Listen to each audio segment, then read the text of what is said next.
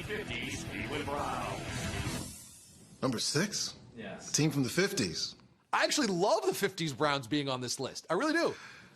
That's a little high from a team from the 50s. 10 seasons completed since the Browns were organized, 10 straight division championships, 7 world titles. He heaves downfield. Tom James intercepts, and he's off on a 30-yard gallop all the way down to the Buffalo 20. It's a wide play to the left. Baumgartner fumbles on the 20.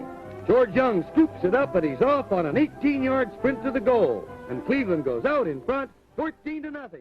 Drops back, spots Edgar Jones at the goal, and it's touchdown for Cleveland.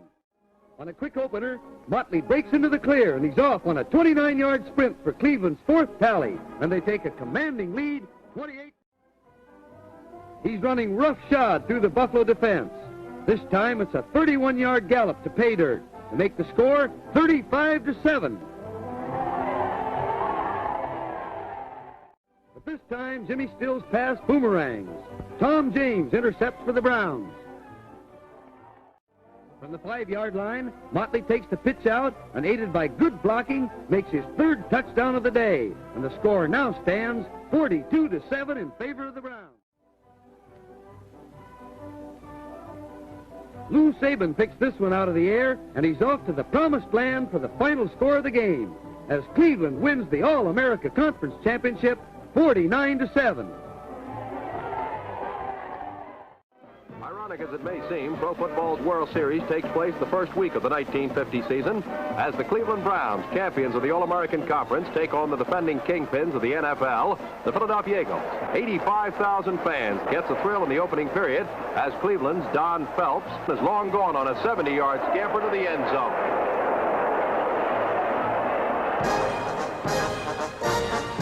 The opening minutes set the tone for a game in which the Browns, in a word, overwhelmed the complacent and unprepared Eagles. The vaunted Eagle defense proved no match for the Browns' aggressive passing game. Cleveland attacked with such lightning efficiency that its effect on the Eagles was akin to shell shock. The Browns rendered the Eagles into a trance-like state as ball carriers bounced off of dazed tacklers for big gains.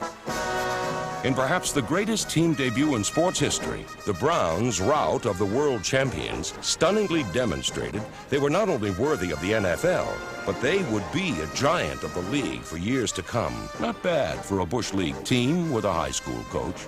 This was a great football team, and Paul Brown will go down in history as one of the great all-time NFL coaches.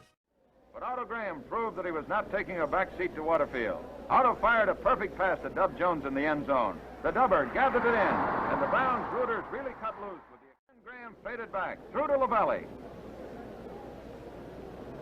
And Dowdy on a Z-in pattern loped into the end zone to put the Browns within 1 point of a quarter. Graham, giving one of his great exhibitions, fired another perfect pass to Lavelli. The timing was so perfect that Dowdy crossed in front of the defensive back, took the pass without losing a step, and was in the end zone for a score to put the Browns back in front 20-14. Graham uncorked another dazzling pass, and Rex Baumgartner thrilled the excited crowd to the fever point with a tremendous catch that enabled the Browns to move within 1 point of the Rams to 27. His receivers covered, tried to pick his way forward, and ran 11 yards before being hauled down on his own 47. And fighting the clock pass to Rex Baumgartner on the 40. Rex stepped out of bounds, stopping the clock and giving the Browns a chance. 1 minute, 25 seconds remain. Graham still went to the air, lofted another aerial. Dub Jones was there to get it, and the Browns had the ball on the Rams' 22 with 55 seconds remaining in the game. Precious seconds kept ticking off. Graham passed to Baumgartner on the Rams' 11. The Browns had a first down, and with 45 seconds remaining, Otto moved the ball over on a sneak in a position for a field goal attempt. Rosa will attempt a field goal. It'll be 15 yards. He puts the ball. It's up in the air. It's gone! It's gone! It's gone! Lining up in a straight T formation, Graham gets good protection, waiting for Ray Renfro to race behind the Lions secondary, and Ray gathers in the pass for the first Brown touchdown. Don Paul regains possession for the Browns with this interception on the 42-yard line, and Don comes threading his way back to the Detroit 8-yard line. Graham throws the quick one to Brewster, who gets between Karolevich and Stitz, takes the ball and catapults into the end zone. And that extra effort pays off here. A few plays later, Lions ball, and McCormick charges in and steals the ball from Bobby Lane. Graham goes outside. Lou Creekmer, number 76, chases him. Otto leaps over Jack Christensen and into the end zone for the Browns' 4th touchdown.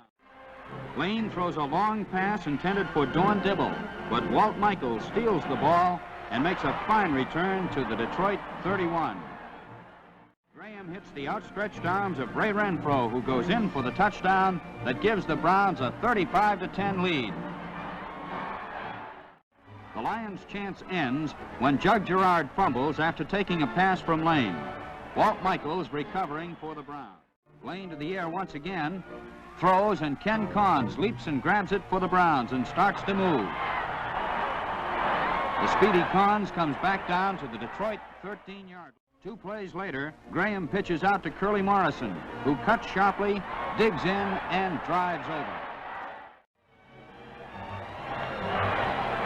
And Dublinsky is dropped for a loss by the brilliant rookie end. On the first play of the 4th quarter, Lane again passes. Len Ford makes an interception for the Browns and takes off on a 57-yard return for a new championship game record for most yards returned on an interception.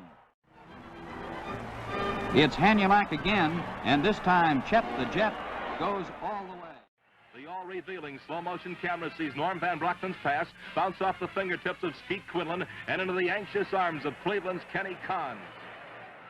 Highlight slow-motion camera highlights the most spectacular defensive play of the day. Van Brocken's pass is deflected and intercepted by Cleveland's Don Paul. Paul tucks the ball under his arm, and he's going all the way. Van Brocken takes up the chase, but Don Paul wins this race with speed to spare.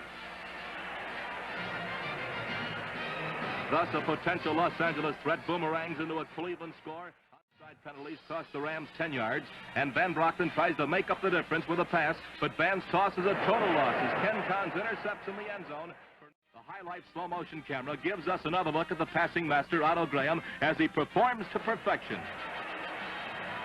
Graham leads Lavelli just right, and Lavelli, with the aid of Ray Renfro's block, completes a fast and furious 50-yard scoring play. Van Brocken throws downfield, but for the 5th time in the first half, Cleveland's alert defensive play ruins the Rams. Walt Michaels makes this key interception in the Browns' 44. Graham calls the signals, and the alert end zone camera catches Otto in action as he reels off a rousing run that goes all the way. Otto Graham uncorks a surprise pass. Ray Renfro wraps it up and races away from the Rams to complete a 35-yard scoring play. And Otto Graham ends his long and illustrious career, one of the most spectacular in football history, as he jogs off the gridiron for the final time to the plaudits of Los Angeles fans and his happy teammates. The dynasty is established. I'm so glad you guys are doing this because young sports fans need to know. Cleveland Browns of the 1950s, Otto Graham won a league title or a division title for a decade straight. The All-American Football Conference, where the Cleveland Browns got started, they dominated. They won every year, 46 through 49.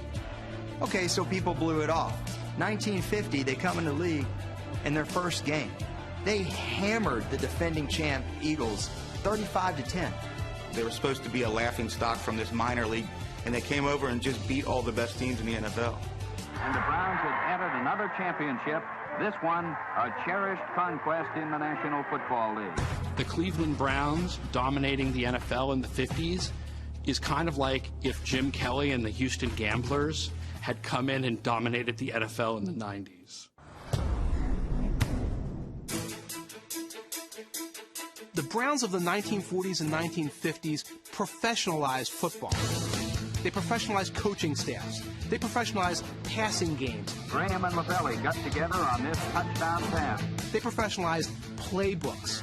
The most valuable piece of equipment is the playbook. If it's lost, the fine may be as high as $300. Most of football's advancements were started by Paul Brown. What he did with Otto Graham was he created the passing system in his deliberate desire to throw the football. It was really revolutionary at the time. I'll say this to you about the Browns of the 50s.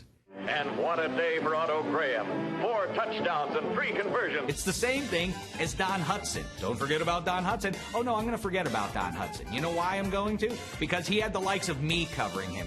It was an irrelevant sport. The good athletes were either boxing or playing baseball. I was playing pro football against Don Hudson.